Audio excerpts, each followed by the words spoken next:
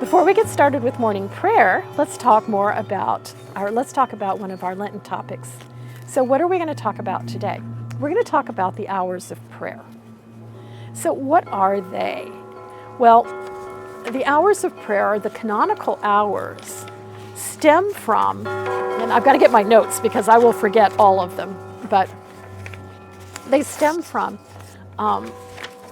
actually they come from Judaism and the times of prayer that the Jewish people keep. And if you recall in the Psalms, every now and again we read this one about, I pray 7 times a day.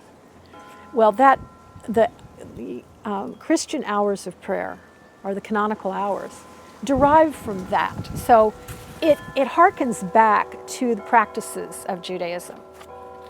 And so there are currently in the canonical hours, it's usually considered 7, sometimes 8, depending on how you count them. And so the Anglican Church, or the Episcopal Church, does not keep all of those hours of prayer. We condense them down. So the hours of prayer are the night prayer, which is matins, and then the very early morning prayer, and this is pre-dawn, which is lauds.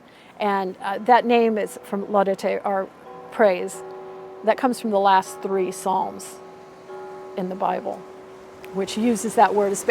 In Latin, it uses that word quite a bit. Then the daylight, or just as the sun is rising, that hour of prayer is prime, or the first hour. Then mid-morning is the 3rd hour, or terce. Then noon is sext, or the 6th hour.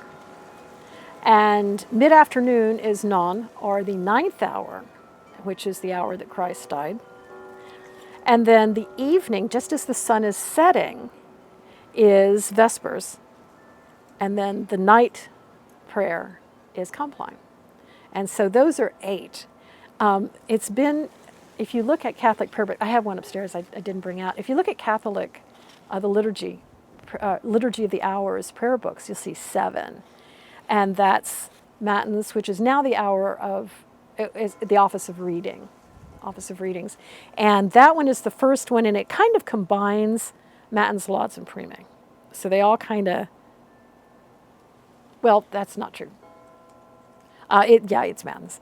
And then lauds, which is their morning prayer, kind of combines lauds and prime.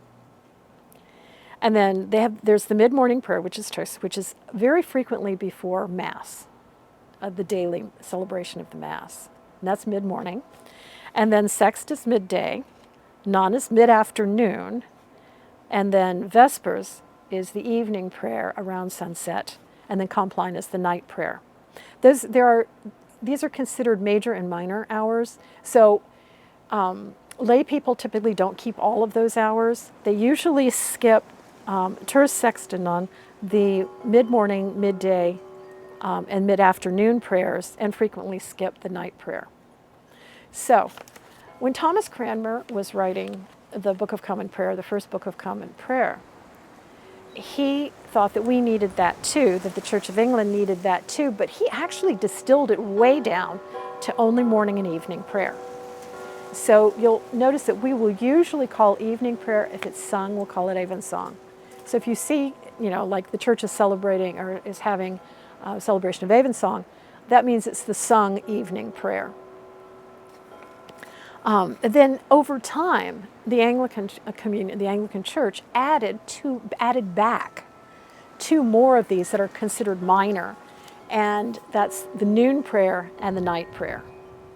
So our 4 times of prayer, which do derive from the earlier, so you can see that kind of line of inheritance there from the Jewish times of prayer to the early Christians, to the Roman Catholic times of prayer, to our times of prayer.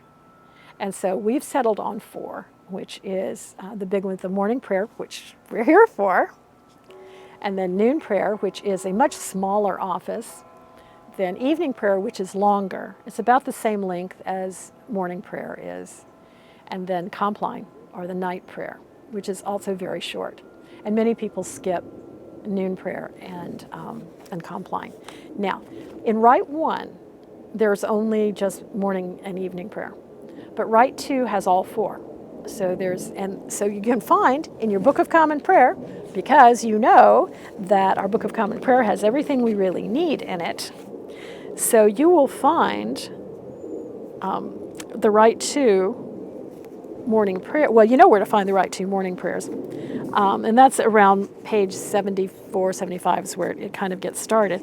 And then we have, and it's super, super short. So then we have the order of service for noonday, and that starts on page 103. Then we start and that's only maybe 3 or 4 pages. It's pretty short. Then our evening prayer starts on page 115. And then after that, now that one's about as long as morning prayer is, has about as many options as morning prayer has. And then the order for Compline, or the night prayer, starts on page 127. And so you can see all of those in our Book of Common Prayer. Now this is typically, like in older times, and in some churches now, though very few of them do this every day, say all 4 times of prayer every day. But some do. And, so this was intended for common worship. Now, beginning on page 136 are the daily devotions. And this was intended, in fact, it says for individuals and families. So this is a very condensed version of these canonical hours or times of prayer. So there's the morning, noon, and the early evening, or evensong, and at the close of the day. Each one gets 1 page each. So they're very short.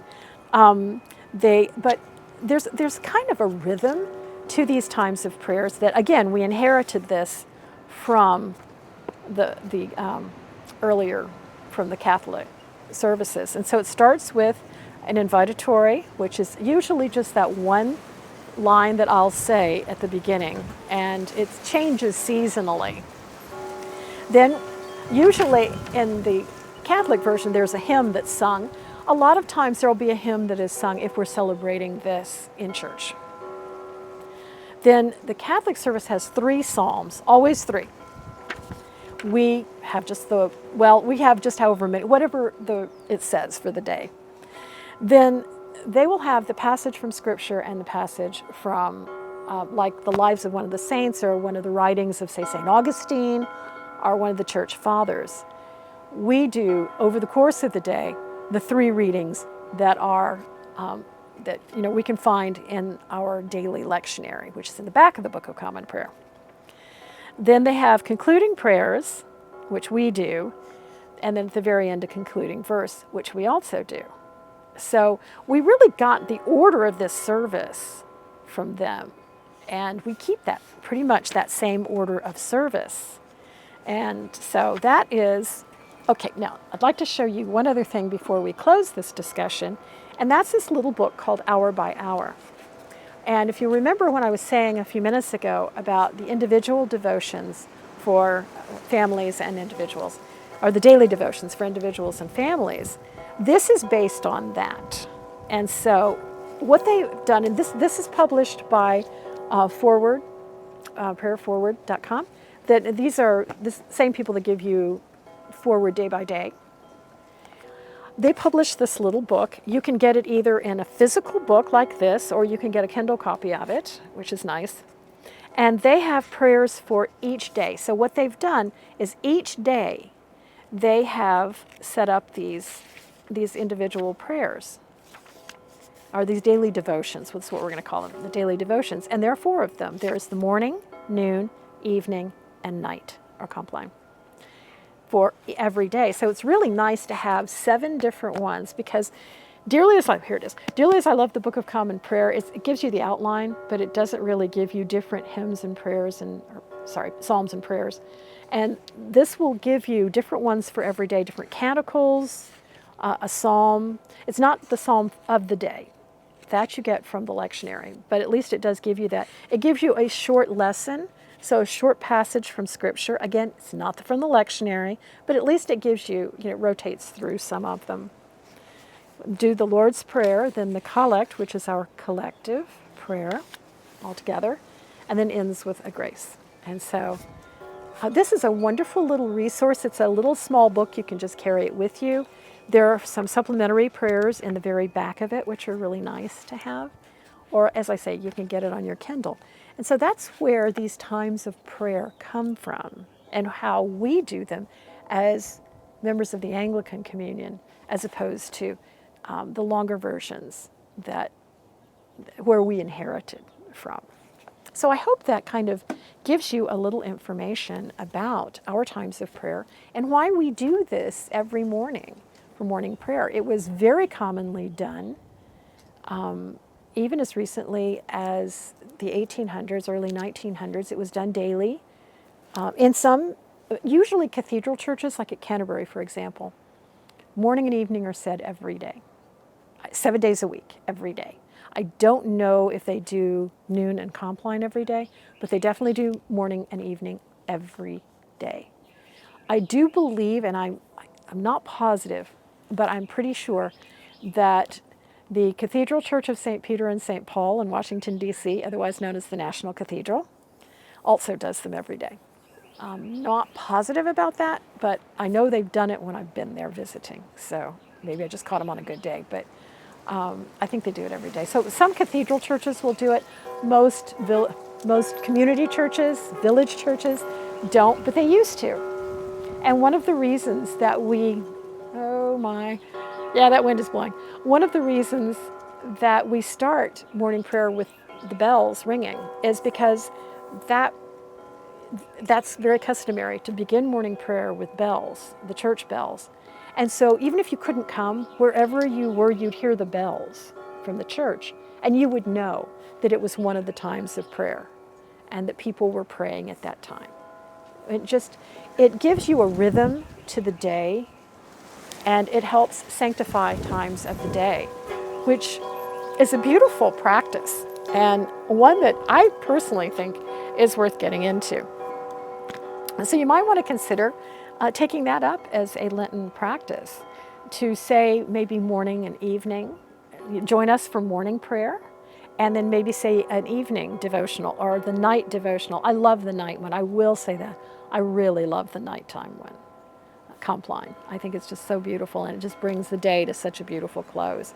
Again, it's nothing that we have to do, but you might want to consider adding that to your Lenten practice and just seeing how it goes for you. Just stopping 4 times a day, whatever you're doing, and pray. It gives a nice rhythm.